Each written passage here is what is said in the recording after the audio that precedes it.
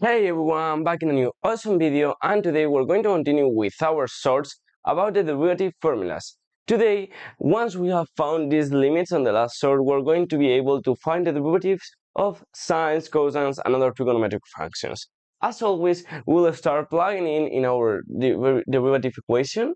Limit as delta x goes to 0 of sine of x plus delta x minus sine of x, all of it divided by delta x. Now we know our trig formula, so we know that this is going to be the limit as delta x goes to 0, and that's going to be sine of x cosine of delta x, and let me put right next to it the minus sine of x, all of it divided by delta x.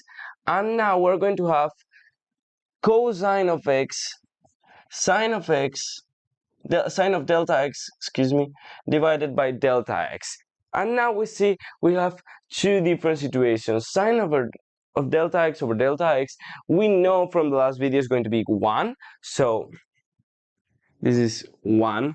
And now we can take the common product sine of x out of this, and we have cosine of delta x minus 1 over delta x, which is 0. So we know all of this is equal to 0.